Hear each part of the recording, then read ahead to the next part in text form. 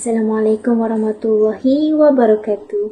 Kami dari kumpulan kelima AS26 seramai 4 orang ahli akan membentangkan sebuah pembentangan ilmiah yang bertajuk Dekolonisasi Ilmu Bukti Institusi Pengajian Tinggi di Hakis. Baiklah, tanpa membuang masa, kami ingin memperkenalkan diri kami. Nama saya Nurul Najwa binti Nasruddin. Saya Muhammad Syauqi bin Muhammad Nasri. Nama saya Nur Rafiqah binti Karanwar. Saya Ainul Wardiah binti Mustaqim dari kumpulan AS26 dan akan membentangkan tentang kesan permasalahan dekolonisasi ilmu terhadap institusi. Saya akan membentangkan mengenai pengenalan bagi dekolonisasi ilmu bukti institusi pengajian tinggi di Hakis. Definisi kolonisasi. Kolonisasi ialah masyarakat yang tertakluk kepada penjajah sama ada dari aspek fizikal, material, pemikiran dan intelektual. Barat telah berjaya mempengaruhi dunia. Oleh itu, kolonisasi juga digelar sebagai kolonisasi Barat di seluruh dunia. Tambahan pula, sistem yang bertentangan dengan pandangan Barat dianggap sebagai ketinggalan zaman. Menyedari bahawa kolonisasi bukan sahaja mempengaruhi aspek fizikal, bahkan disekalikan pakej lengkap iaitu dari segi budaya, pemikiran, nilai dan tata susila tempatan. Maka, proses dekolonisasi seharusnya berlaku secara holistik dan komprehensif. Manakala, definisi dekolonisasi. Dekolonisasi pula merupakan suatu usaha penyahbaratan, iaitu pembebasan diri daripada unsur dan elemen penjajahan. Perkataan dekolonisasi berasal daripada bahasa Inggeris, iaitu decolonization, yang digabungkan daripada dua perkataan iaitu de yang membawa maksud tidak dan colonization yang membawa maksud penjajahan. Semasa penjajahan Barat, masyarakat telah didedahkan kepada ilmu pemahaman modernisasi mengikut acuan Barat.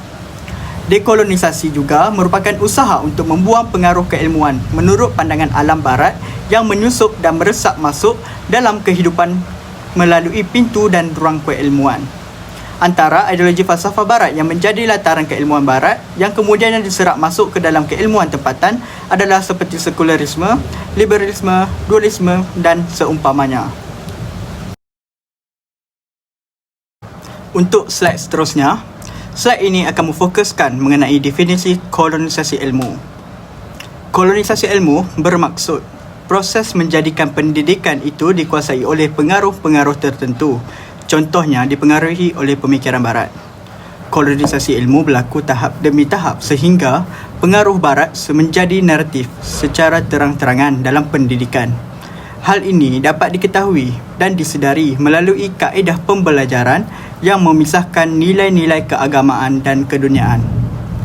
Melalui proses kolonisasi ilmu, penjajahan Barat sentiasa berusaha melahirkan generasi pribumi yang berfikiran dan menyokong ideologi penjajah. Manakala untuk dekolonisasi ilmu adalah perkara yang sebaliknya, iaitu usaha untuk menolak atau penentangan terhadap pengaruh dan ideologi Barat dalam sistem pendidikan tempatan. Berikut adalah pernyataan masalah bagi dekolonisasi ilmu bukti institusi pengajian tinggi di Hakis. Tujuan kajian ini dilaksanakan adalah untuk mengkaji permasalahan sistem pendidikan tempatan. Pernyataan masalah yang dapat diungkapkan dalam kajian ini adalah apakah permasalahan yang mempengaruhi sistem pendidikan tempatan yang jelasnya telah menuju ke arah sekular. Selain itu, kami juga ingin mengenal pasti apakah langkah-langkah atau bagaimana institusi pengajian tinggi tempatan boleh melaksanakan dekolonisasi ilmu atau penyahjajahan ideologi Barat dalam pendidikan secara berkesan. Permasalahan seterusnya adalah bagaimana kita dapat menilai sejauh mana amalan dan institusi pengajian tinggi sama ada ia menyokong atau menghalang usaha untuk pelaksanaan dekolonisasi ilmu. Dan akhir sekali, bagaimana kita dapat melahirkan sistem pendidikan tempatan yang seiring dengan perspektif Islam di institusi pengajian tempatan bagi menggantikan sistem sekolah Barat. Saya akan membentangkan dan menerangkan faktor-faktor yang menyebabkan dekolonisasi ilmu bukti institusi pengajian tinggi di Kikis. Pertama sekali, penjajahan pendidikan dari Barat merupakan faktor utama kenapa dekolonisasi ilmu bukti institusi pengajian tinggi dikikis. Kaedah pembaratan sistem pendidikan adalah usaha berterusan dunia Barat untuk menjamin supaya pemikiran orang Islam menerima konsep-konsep kebendaan dan sekular yang melihat kemajuan material hanya boleh dicapai dengan membebaskan pemikiran manusia dari aspek keagamaan. Pembaratan pendidikan di Malaysia berlaku semasa kedatangan penjajah British ke Malaysia. Pentadbiran pendidikan di tanah Melayu semasa itu adalah mengikut dasar penjajah iaitu pecah dan perintah serta dasar terbuka dan tiada campur tangan tentang pendidikan vernakular. Matlamat utama sistem pendidikan penjajah ialah semata-mata untuk memberi pendidikan kepada segolongan rakyat bagi membolehkan sebahagian mereka memenuhi keperluan tenaga dan ekonomi. Dengan itu, Inggeris mula memberi tumpuan besar kepada pelajaran Inggeris. Malaysia juga tidak terkecuali daripada menerima sistem pendidikan bersifat dualism. Dualism bermaksud satu teori yang berasaskan dua dasar yang berlainan atau perihal yang mendua, sesuatu yang berasaskan dua hal yang bertentangan. Penjajahan Barat merupakan faktor utama dalam pelaksanaan konsep dualism di dalam pendidikan di Malaysia, khususnya kepada Kepulauan Melayu. Kesemua kuasa Barat ketika itu, British, Belanda dan juga Portugis membawa satu misi yang sama iaitu menanam doktrin pemisahan di antara ilmu wahyu dan juga ilmu yang berbentuk pembangunan duniawi. Inilah matlamat utama mereka dan mereka hanya berselindung di sebalik aktiviti perdagangan rempah ratus. Sedangkan menurut Islam, apa sahaja disiplin ilmu ianya adalah bersepadu dan saling kait-mengait berdasarkan kepada petunjuk Al-Quran dan juga As-Sunnah. Sistem pendidikan moden, sekular dan liberal mula diperkenalkan pada lewat kurun ke-18 iaitu pada tahun 1816 dengan tertubuhnya Penang Free School di mana bahasa Inggeris digunakan sebagai bahasa dalam pengajaran ilmu. Bertitik tolak dari situ, dualism dalam pendidikan di Malaysia bermula sehingga ke hari ini. Seterusnya, faktor yang kedua pula ialah sekularisme dalam pendidikan. Hal ini kerana sekularisme bermaksud satu fahaman, doktrin dan pendirian yang menolak atau memisahkan agama atau ciri-ciri keagamaan daripada urusan-urusan yang tidak bersangkutan dengan agama seperti pentadbiran awam dan lain-lain atau fahaman yang selalu dikaitkan dengan kehidupan duniawi. Penyebaran sekularisme berlaku melalui sekatan pengajar agama Islam secara material dan moden. Sekatan secara material dilakukan dengan membuka pintu seluas mungkin kepada pengajian yang kosong dari roh agama Islam ataupun pengajian yang jauh dari penekanan agama. Sekatan secara moral ialah dengan memperlekehkan golongan penuntut agama dan juga tuan guru mereka dengan membeza-bezakan antara guru-guru agama dan guru-guru subjek lain dalam setiap keadaan di mana satu perkara yang disengajakan. Dari segi penjawatan pula, lepasan bidang agama tidak banyak mendapat peluang dan dipandang rendah berbanding daripada pelajar lepasan bidang sains. Sekularisme dalam pendidikan merupakan satu perkara yang bercanggah dengan falsafah pendidikan ajaran Islam. Hal ini kerana matlamat pendidikan Islam adalah untuk menghasilkan Muslim yang berilmu, beriman, berketerampilan, beramal soleh dan berakhlak mulia berdasarkan Al-Quran dan juga As-Sunnah ke arah menjadi hamba dan khalifah Allah yang bertakwa. Pendidikan dalam Islam juga merupakan satu pelajaran ataupun pendidikan bagi kognitif, fizikal dan roh untuk melahirkan insan yang berberi kemanusiaan. Tetapi, fahaman sekularisme dalam pendidikan ingin mendidik para pelajar ke arah material dan keduniaan. Setiap proses pembelajaran mestilah tertumpu kepada hal duniawi dan tiada kaitan dengan hal keagamaan langsung. Sebagai contoh, sistem pendidikan tinggi di Malaysia mementingkan pelajar-pelajar aliran sains berbanding dengan pelajar aliran agama dengan memberi keistimewaan biasiswa dengan menghantar pelajar menuntut ilmu di Barat yang menekankan ilmu sains dan sosial sahaja. Faktor yang ketiga ialah wujud sikap liberalisme dalam kalangan pelajar IPT sendiri. Hal ini kerana maksud liberalisme ialah menekankan hak-hak peribadi serta kesamatan peluang serta bersetuju dengan prinsip-prinsip kebebasan berfikir dan juga kebebasan bersuara. Seterusnya, wujud Islam liberal yang membawa maksud suatu kelompok masyarakat yang mahu mengekalkan status Islam sebagai agama tetapi gaya hidupnya tidak mengikut arahan Al-Quran serta As-Sunnah. Ciri-ciri Islam liberal ialah berpegang kepada konsep pluralisme dan berpendapat akal manusia adalah wahyu. Pembentangan seterusnya adalah berkenaan dengan kesan permasalahan dekolonisasi ilmu. Jadi, apakah yang akan terkesan dengan dekolonisasi ilmu ini? Dekolonisasi ilmu akan memberi kesan terhadap negara, masyarakat dan individu. Kesan permasalahan terhadap negara yang dapat dilihat apabila bertambahnya sekolah Inggeris dan universiti yang berteraskan barat. Dengan ini, ia memberi kesan yang mendalam apabila pembelajaran di institusi pengajian tinggi banyak mengajari bidang ilmu barat, terutamanya dalam bidang sains dan teknologi. Contoh kesan yang lebih ketara terhadap negara ialah kerosakan alam sekitar dan semula jadi dalam pembangunan negara. Hal ini kerana kita masih lagi berteraskan dengan ilmu barat dan cuba untuk membangunkan negara seperti negara barat. Seterusnya, tulisan Rumi sebagai tulisan rasmi. Hal ini sudah lama memberi kesan terhadap negara kita sehingga ke hari ini. Sebelum kedatangan barat, semua orang di tanah Melayu menggunakan tulisan Jawi. Akan tetapi, penerapan proses sekularisme di dalam masyarakat Melayu semasa penjajahan barat telah memperkenalkan sistem pendidikan barat, sehinggakan tulisan rasmi negara Malaysia selepas merdeka ialah tulisan Rumi dan bukan lagi tulisan Jawi. Contoh yang ketara adalah penggunaan tulisan Rumi dalam pembelajaran dan hal-hal negara. Contoh tulisan Rumi digunakan dalam surat menyurat, papan tanda, buku-buku, akhbar dan lain-lain. Kesan yang terakhir terhadap negara adalah penggunaan bahasa Inggeris. Pembelajaran di institusi pengajian tinggi di Malaysia kebanyakannya menggunakan bahasa Inggeris. Jadi ramai di antara kita yang fasih berbahasa Inggeris. Akan tetapi ada juga yang tidak fasih langsung bahasa Melayu kerana penggunaan bahasa Inggeris telah diterapkan sejak kecil lagi untuk berkomunikasi dengan keluarga dan rakan-rakan. Dekolonisasi ilmu juga memberi kesan terhadap masyarakat. Hal ini dapat dilihat apabila mentaliti dan pandangan masyarakat telah pun berubah terhadap ilmu agama Islam.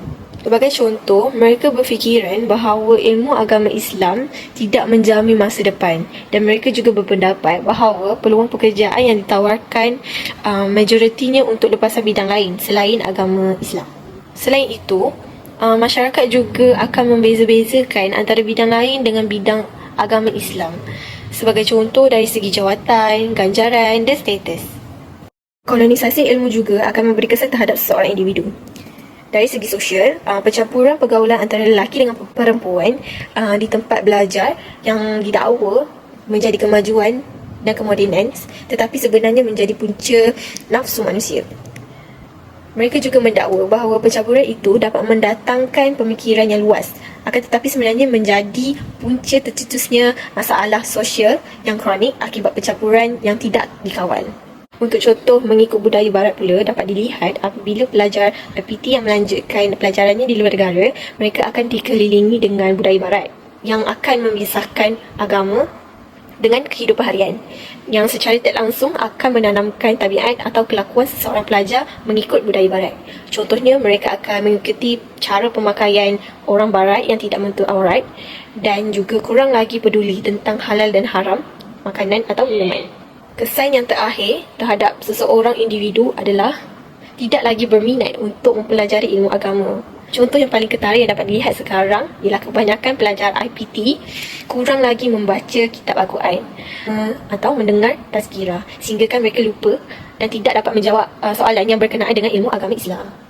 Nama saya Nurul Najwa binti Nasruddin dan akan membentangkan bahagian penyelesaian kepada isu atau masalah dekolonisasi ilmu bukti institusi pengajian tinggi di Hakis. Antara penyelesaian bagi isu dekolonisasi ilmu bukti institusi pengajian tinggi di Hakis adalah yang pertama, menguatkan asas tauhid, beriman dan bertakwa kepada Allah. Kedua, mengamalkan kembali pengajaran ilmu berdasarkan kearifan tempatan. Dan yang terakhir sekali, penerapan ilmu logik dalam kursus falsafah isu dan semasa bagi kepentingan terhadap mahasiswa. Menguatkan asas tauhid, beriman dan bertakwa kepada Allah bertujuan membetulkan niat untuk menimba ilmu mengikut arus perspektif Islam yang sebenar, bukan semata-mata berniatkan duniawi. Diriwayatkan daripada Anas bin Malik radhiyallahu anhu daripada Nabi Muhammad sallallahu alaihi wasallam, baginda bersabda, menuntut ilmu adalah wajib ke atas setiap muslim. Asas pada takwa iaitu ilmu sangat penting bagi seorang insan atau manusia menuntutnya. Ianya juga menolong manusia mengetahui batas-batas iman yang perlu dijaga, dan sekiranya tidak dituntuti ilmu dengan cara yang baik atau tidak berlandaskan syariat Islam, lemahlah tahap iman dan takwa, malahan akidah seseorang itu. Menguatkan tauhid juga membantu diri untuk belajar erti keesaan Tuhan, menekankan keterkaitan semua perkara dan kesejagatan kebenaran. Prinsip ini boleh membimbing proses dekolonisasi dengan menggalakkan pendekatan holistik terhadap pengetahuan yang merentasi sempadan budaya dan geografi. Apabila iman seseorang sempurna, dia percaya dan yakin hanya pada ajaran Allah tanpa berdolak dalih tentang kebenaran ilmu yang Allah sampaikan kepada hamba-hambanya.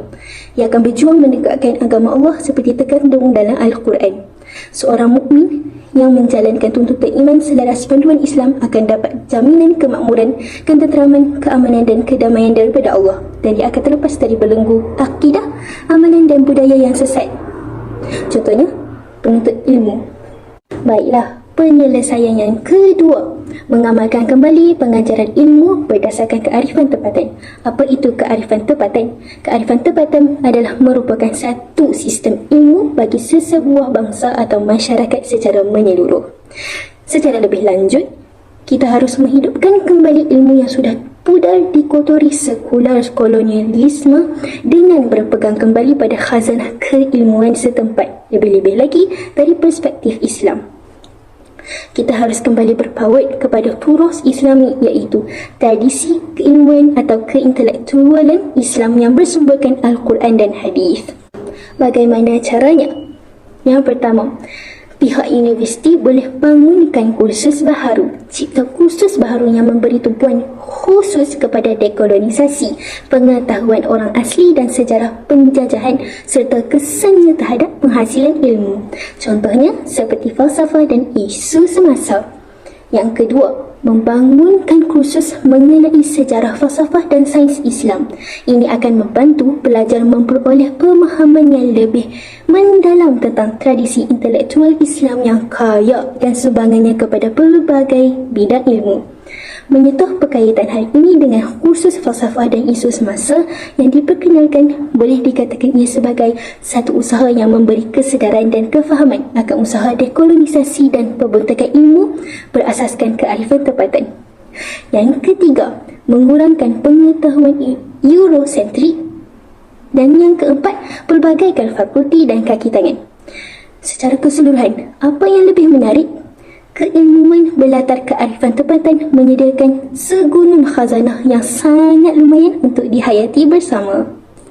Dan yang terakhir, bagi penyelesaian masalah dekolonisasi ilmu bukti institusi pengajian tinggi di HAKIS adalah penerapan ilmu logik dalam kursus falsafah dan isu semasa. Penting bagi mahasiswa. Logik ialah cara mempelajari dan prinsip-prinsip yang digunakan untuk membezakan betul dan salah sesuatu hujah, ataupun kita panggil reasoning.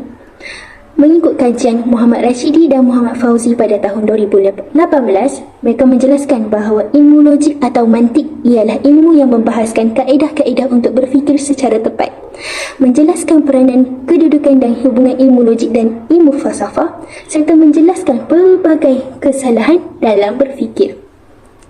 Tidak dapat dinafikan lagi bahawa ilmu logik memainkan peranan penting dalam memandu fikiran seseorang, khususnya dalam konteks kini yang terpaksa menghadapi pelbagai cabaran pemikiran semasa. Lagi-lagi, mahasiswa yang akan menghadapi cabaran ilmu dalam era globalisasi zaman kini yang melingkungi sekularisme, liberalisme, kolonisasi ilmu dalam pelbagai cara. Jadi, ilmu logik akan membantu mahasiswa agar berfikir secara sistematik. Yang kedua, sebagai panduan kepada mahasiswa dalam membezakan kebenaran dan kesalahan sesuatu perkara. Ketiga, sebagai asas kepada mahasiswa untuk memahami ilmu-ilmu lain. Dan yang terakhir, ilmu logik juga sebagai asas kepada mahasiswa dalam bidang penyelidikan ilmiah.